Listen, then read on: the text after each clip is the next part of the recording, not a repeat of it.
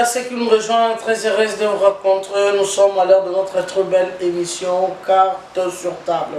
Carte sur table, c'est une émission sociopolitique qui vous informe à temps réel de tout ce qui se passe ici chez nous, dans notre très cher beau pays, le Congo.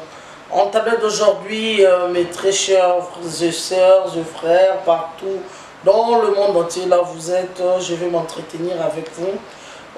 Sur deux sujets et nous allons beaucoup plus aborder ces sujets ensemble avec vous. Mais en réalité, j'ai l'habitude de recevoir pour vous sur ce plateau des invités ou une invitée spéciale. Mais aujourd'hui, je suis seule. Sur ce plateau, nous allons nous entretenir ensemble avec vous. Comme à l'accoutumée, c'est une émission bilingue. Beaucoup plus sur la lingala pour se comprendre facilement de quoi je vais parler et l'inspiration sous Beliaka Belé Kitoko Mingi dans mon bengi langue nationale lingala. C'est pourquoi c'est la raison pour laquelle je vais m'entretenir avec vous, notre chers fidèles téléspectateurs. Et sur ce, je vais vous demander beaucoup plus de vous abonner massivement sur notre chaîne Panthère Info TV.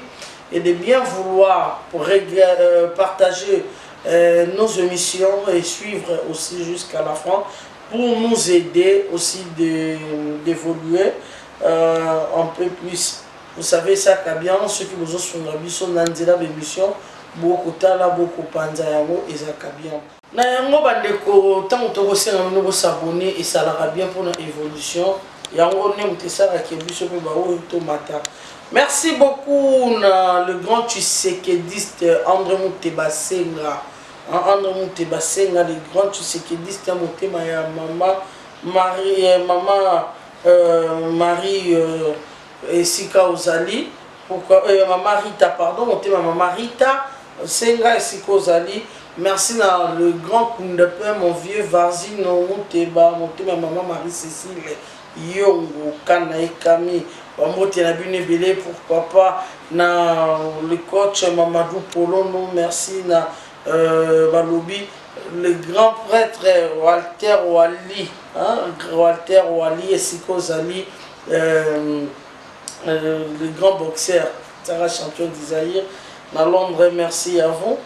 Tozoko ba na masona biso lelo bandeko ngai Maman Amato, Maman Odito et Siko Zali, Maramona Kolobeza Bosolo. Marie-Claire Chango, qu'est-ce qui fait que Mboka Nabiso, Tolela, qu'est-ce qui fait que Marabezo Bongate na Mboka? Si j'ai allé là, qu'est-ce qui fait que Marabezo Bongate na Mboka? Eza pasi pe mawa toza pays moko oyo totonani na bozwi ebele. Ezali mboka oyo Congo etonani na bozwi ebele oyo pays moko te na mokili mobimeko telema na bozwi oyo ya biso. Kotala lisusu na nkita oyo toza nango tozo kolia te, tozo komila te, mais souffrance eleki ebele. Pourquoi? Posons-nous cette question, pourquoi? J'ai toujours dit remercier un prêtre catholique, abbé Jean-Pierre Makamba. Qui est-ce qui a dit que les abbés veulent mon Makamba? Non, c'est un prophète pour moi. Parce que il a chanté, il a prédit cela plusieurs années passées. Banana temps et en bout. C'est l'îlot. Mais toujours comprendre quel le message dit. Aye mande momoko ya po tochaki tembe po nanini. Tochaki tembe po zamba ezangi nyamate mai. Ezangi mbisi te kasi tozali kolia te po nanini.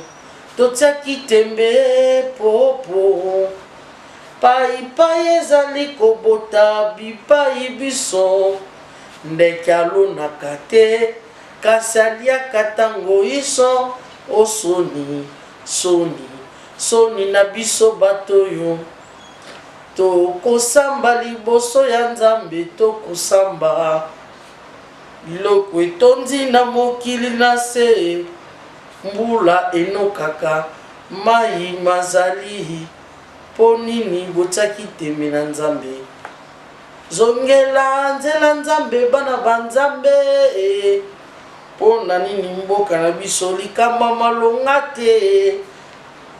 Donc c'est une prophétie sans le savoir. On a tout ce qu'il faut. Richement dans Zamba, donc deuxième forêt, après forêt Amazonie, c'est le Yabiso. Niama nia sorti nyonso. Na forêt Yabiso, au coup de l'Amazonie, ça a été comme au Capi. Maï na biso non exploité mbisi à sala soki 12 couches soki 20 soki 30 couches à kufaka ye moko mbisi aleki na taille na nga na mulai na munene ezali tozolia te. Mabele na biso riche paipai ebota partout ozika obwaki graine na paipai lowe okutango esali nzeta paipai olembi lobaki mukoko la mbila batokisa kutesi balamba membile bimi mbuma ngube koipa ngube bimi madese koipa madese bimi masango koipa masango bimi partout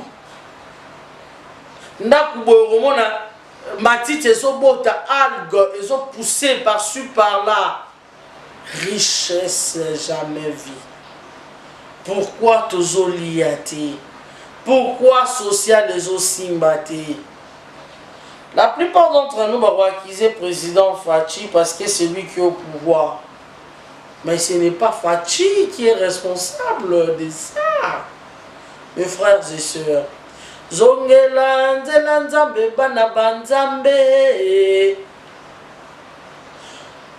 Bébé va roubanger dans sa liboma, bébé va roubanger dans sa flatteur, dans sa vous traitera de n'importe quoi, n'importe qui. Nous avons mis Sabino, nous avons nous retraité là. Mais d'après mes analyses à moi, ça n'engage que moi, mes frères et sœurs, m'analyse en sali. Félix Antoine Tshisekedi Tshilombo, le président actuel. C'est un fils du Congo, c'est un fils du pays. Il a la volonté, Yakobongisa. Il nous les a prouvés à plusieurs reprises, à plusieurs façons. Mais, ils ont aussi battu pourquoi? Posons-nous cette question. Ils ont aussi battu pourquoi? Parce que il y a la lumière na ténèbres bazo bunda. Il y a longtemps notre pays a été confié na zabolo. Il y a longtemps notre pays a été confié na ténèbres. Et lui il est venu.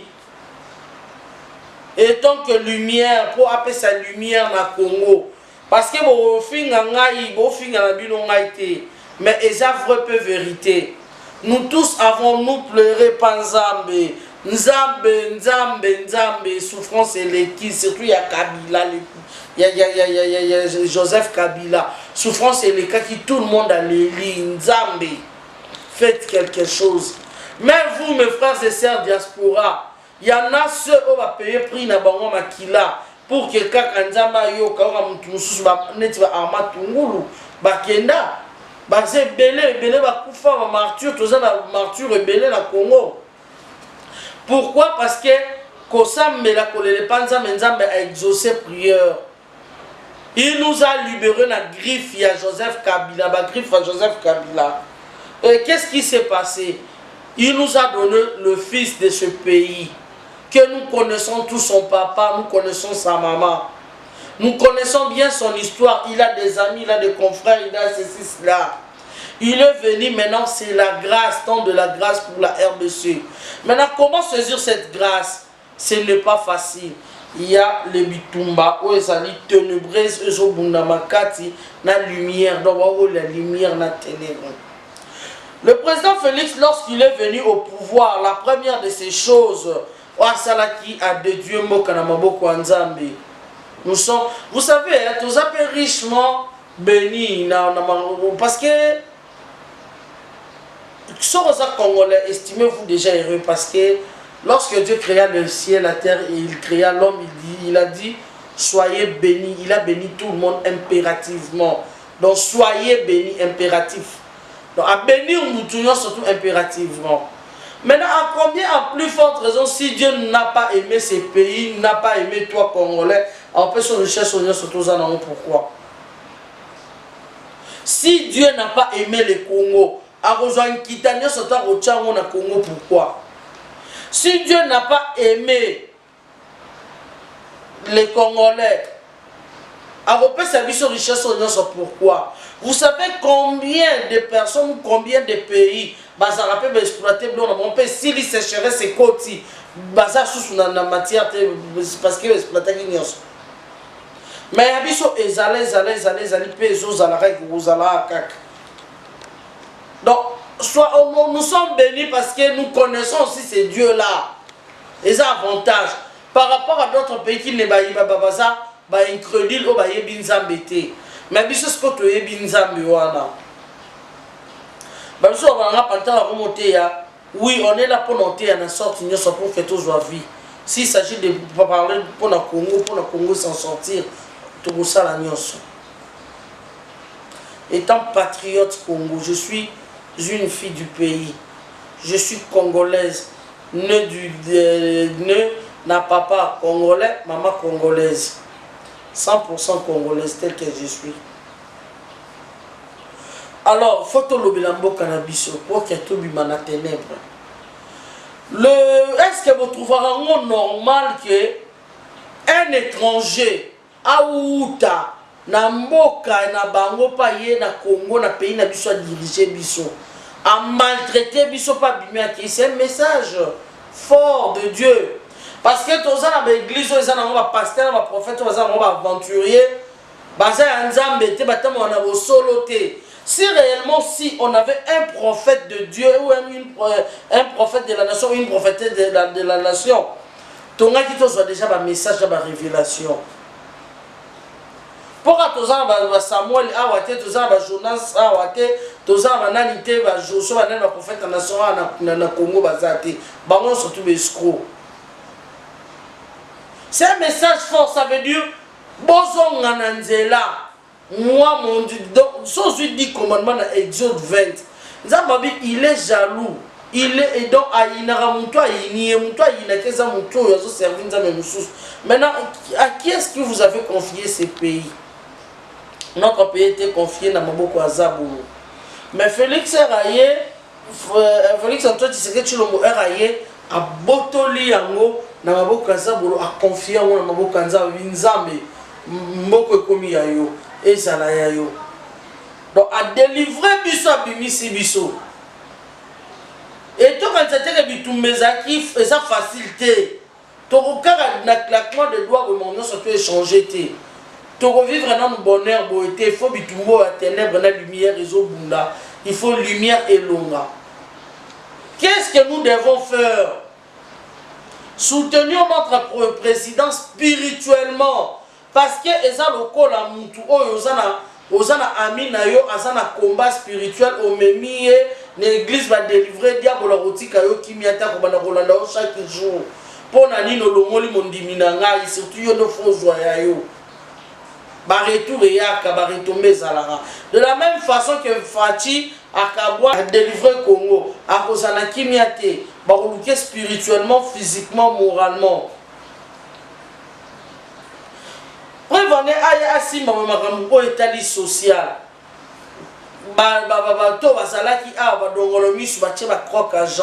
C'est pour l'année, publicité,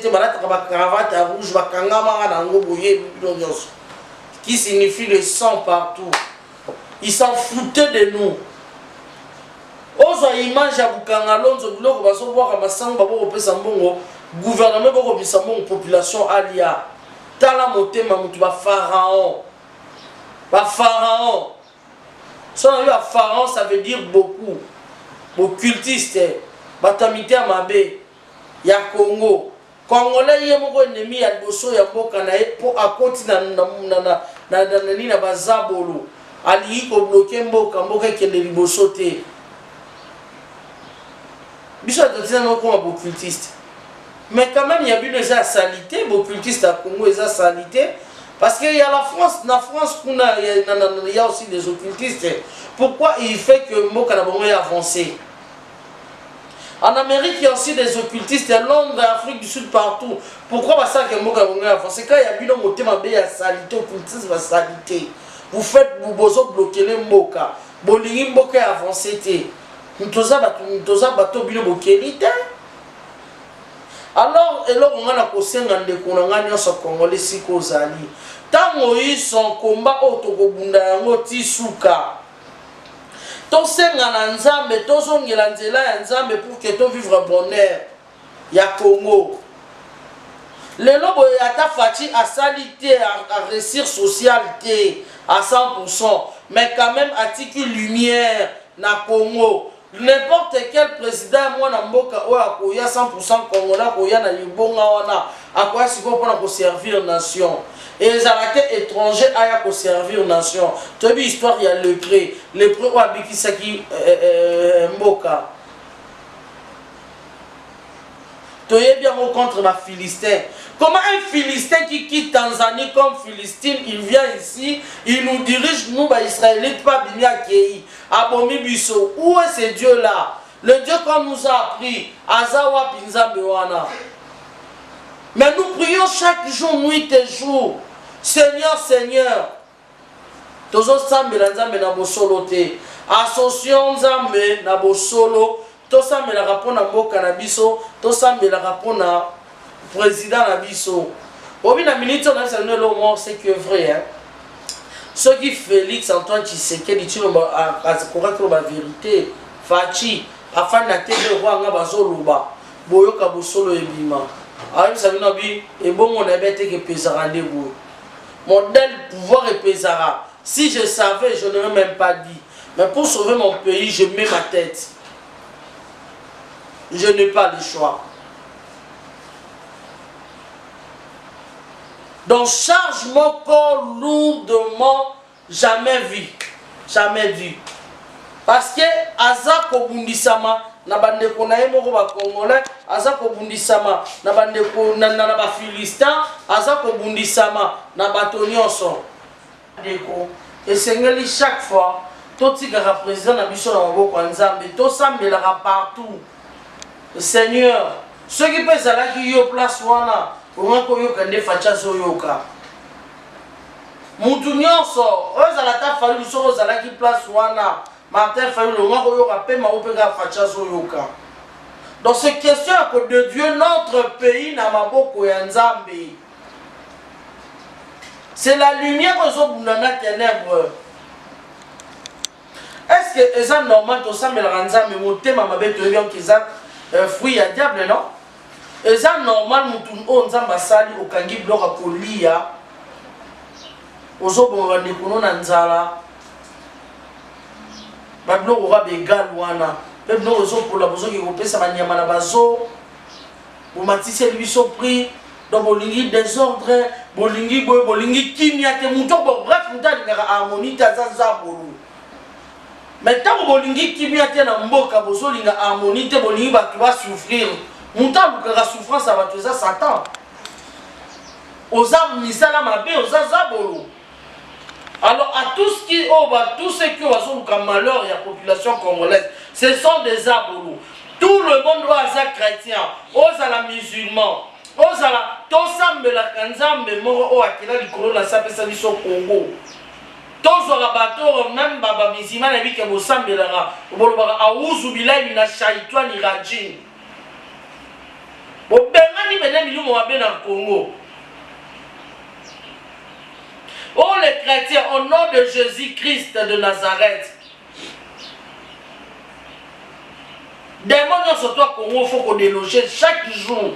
Ton prière. Mais je me demande, nos pasteurs, nos bassins, on a rapport dans une mission au théâtre, au posoir, au voyager, au kobala, au kobota, au théâtre, repentance, au théâtre, message attend de la fin que il y a le paradis qui existe, il y a le ciel qui est là, tout la vie côté, il y a un côté, c'est ça, c'est qui ça. Mais jamais spirituellement, pourquoi, qu'est-ce qui se passe? Tout ça, il y a posé une question, il y a sur les canamboka, qui ont piste des solutions. Non, pour sur ce temps de Dieu, attends moi, dans moi, je journée, je prière, il y a manière surtout au Sanganara, l'église surtout au Sambela pour Namboka na biso. Jamais vous ça la rencontré. Vous avez l'église catholique n'a quoi naé. Constitution lobby, pas de bobo c'est une spiritualité que vous êtes là, tata encadré à milimo. Ok, pour un protestant, lobby zonaki, bobo c'est que vous avez encadré à milimo. Église de réveil n'en parlons pas, ma businessman, ma boutique. Gablo. Mais pour prier pour votre pays, et c'est la catholique partout, surtout, distraction. Vous avez l'intérêt, spirituellement, vous êtes là, vous avez une mission pour encadrer ces pays spirituellement. La phase autosali, c'est que vous êtes des complices aussi. La phase autosali, tout le monde, que ce soit chrétien, musulmans, méthodistes, etc., pentecôtistes, laissons nos différents de côté. Mettons-nous ensemble et prions Dieu pour ce pays. Prions Dieu pour notre président. Parce que ce que ça va te regretter.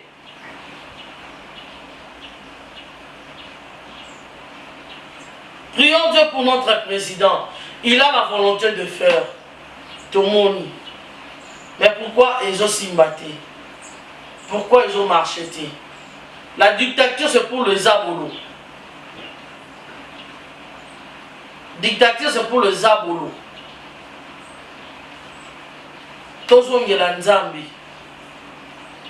Devant tous les Congolais, quand YouTube vous quand ba popo botaki tembe bo yoka message sur bimalanze mona be makama. Pour comprendre. Ouais, ça la conscience congolais, ça la conscience, il m'a dit non, non, non, non, non. Ça, moi, c'est qui n'a raison. Ça, moi, c'est qui n'a raison. Mais comme tous les gens qui ont été incrédible, ils ont raté. Mais la lumière finit par triompher. La lumière est finie par triompher. Tout le monde. Azwakaton pour que ça me la pona mboka na biso ba Philistin oyo bazozo mboka na biso en otage. Il faut ici là. Donc to bengana bango spirituellement, physiquement et moralement. Et le monde ma pinga na biso na est ba ko bunda ba congolais est bo bunda bo telema bo bunda même ba israélite bandaki ko bunda ba kebitumba contre ba Philistins. Les Philistins, les Tanzaniens, les Burundais, les Ougandais, les Rwandais, ce sont des Philistins. Alors il est un grand temps que tous les nous, les Congolais, peuple de Dieu, donc peuple béni de Dieu, le peuple aimé de Dieu. Parce que ce qu'il nous a donné, après ça, on nulle part ailleurs qu'au Congo. Parmi les 5 continents, il y a que le Congo qui est riche. Et là, on va venir réserve mondiale. Donc, réserve, il y a le monde entier, c'est ici. Dépôt, il y a le monde entier, c'est ici. Mais réjouis-toi, Yosa Congolais. Mais qu'est-ce qui fait que Obuka a monté? Parce que tous ceux qui n'ont pas lili, si tous ceux qui de mon lili à la vie, de mon lili à la lumière. Qu'est-ce que nous devons faire? Prier pour notre pays. Chaque jour, tant que nous sommes Nzambe, c'est pas pour la paix Congo, Bikisa paix Congo, délivrer paix Congo, et vous avez c'est un devoir de tous. Et ça, devoir, il y a mon tunnel sur. Toroté, il y a, Tokoloba, ça va être que lobby, politique, non, Toroté, il y a la façon, de façon à délivrer mon cannabis. Merci beaucoup, na maître Dona Chamboui, Maman Odito, merci à vous maman, merci vraiment ici Kozali. Maître Water Chimanga, hein? Maître Water Wali Chimanga à Londres, merci beaucoup na Maître Joe Chibanda à Marseille, Maître Hercule Kitenge à Luxembourg, vous êtes tellement émérés. Merci beaucoup na mon vieux John Katalai, pourquoi pas na papa Valérie Polici, maman Jackie Djunga, maman Julie Wangaja na Paris, maman Julie Wangaja. Merci à vous na maman Hortense. Et pourquoi pas maman Charlène Goupa, maman Marcel Goupa. Merci Boza Ebele à Kolanabiso, mon vieux Sugar Freeman, papa Jean de Dieu Miumo, Bassala Nzambe Pendo Kwabino, papa Jean de Dieu Miumo, pourquoi pas Mosca Koki héritier, Bassala Nzambe Openza, Boza Ebele inspiré, Boza Libana, mais Bossa Milaro Namboka, oh chaque jour par le pasteur Thomas Thomas Kazali. Na France, boza partout. Bossa me la rapport à Moka na biso. Et biso peut tout ça va congolais devoir et ça va ne ko boza libanda. Toti ka o ngana za résistant, ngana za combattant, ngana za boy, ngana za taliban, ngana. Non, tous ça tous les congolais, le mot là n'existe pas chez nous. Tous ça tous les congolais. Alors prions ce Dieu là pour qu'il a délivré Congo. Hein, toti ka non ouais Seigneur et côté que bimaki. Et si maté, papa Clément, papa Serge Clément Kanouka en Australie, merci beaucoup mon maman Anne. Tous ensemble, maman Elodie, maman Elodie, vous avez ébélé, maman Elodie Melo, tous ça mela, nzambe asunga Congo, Sika Touzali, papa, maman Anastasie Touma. Merci Nabino Lokola, docteur Mayele la Belgique, Posé Belé, mon vieux Chiki Tomchachino, maître Bouzana Hollande, maman Marie Mboula aux États-Unis, maman Moseka aux États-Unis, partout dans Nani, papa Franck Ebondo, Bosto Sabela Nzambe, Congo Nabiso, Ebima, docteur Christian Madila, Ebima, Nali Boulou, tout ça, José Dinanga, Toti Kao, Naki Zonga, qui maman Street Bouba, Santoni, que vous savez la Ramingi. Donc tout ça, Nzambe, asunga mboka na biso ekende penza liboso mingi pourquoi pas Jean-Louis Chibangu, maman de Dieu Moutompe Ngoyi. On est toujours ensemble. Joachim Sika Bozali, maman Jeannette Bakissa, maman Nabi Keyoza, maman de prière. En tout cas, le sang Monayo, na la future députée maman Angèle Poumou, Nzamba Koyoka, pourquoi pas mon vieux Marie-Paul Moutawa Soleil, Babi, le génie de la presse européenne, Takaka, journaliste européenne, Roi Soleil Marie-Paul Mouta, ici Kozali. Merci à vous, na papa Lambert Mbouyi, na Mouchimaï. On est ensemble, pourquoi pas Rémi, Rémi Bakari, na ici Kozali, Bambo Tenayo, Tozo Bundapona Mboka na Biso. Tozo Bunda, Tokoti Kate, Tokoloba, Ti Moke Kobonga. Ensemble, la Bilo Bandekonangai, on est toujours ensemble à Tobunda Nzamba Longisabiso. Naïbi qui est un bon chrétien qui me suit maintenant là, comme il y a mon vieux Alberto Moubia, il est à Londres, à Zolanda. Tout ça, Belanza, Membo Kanabiso Bima, na sortilège au bateau à ma bébé Fanny, nuit et jour. Bon, oui, quand on a ça, une révélation, Félix Tshisekedi Tshilombo Fachi, notre président. Photo na yeza circulé na banganga ebele na minute otoloba mutu na kwa na ye ayo kaka nga mutu na kwa na ye asala kaka yanga amona kaka nga anome ngai ako travailler ndenge ni ngangwa benda ce qui te tient na maboko nzambe te tisi ko la sous gouvernement ngake bima po ona kuna ke banganga nganga ayo kaka ngai ona pa ke nganga amona kaka ngai nganga anome kaka ngai.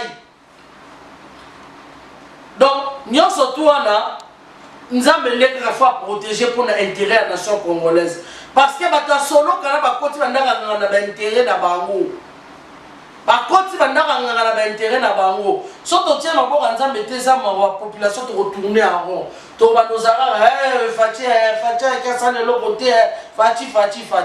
Merci beaucoup, merci. Donc comme la sous-convention la biso papa Prosper Kazadi na Suisse, au besoin que venait papa pour la biso papa Alphonse Onosuma na Uganda ici Kozali, maman Séraphine Oumba Bozali ebele ya pour la biso papa Martin Kalon na Canada et merci na José Chilombo na Belgique, Jordan Zimila na Afrique du Sud. Merci Tokutani Malasima Oekoya, Bande Koto Lingambo Kanabiso to Linga Congo.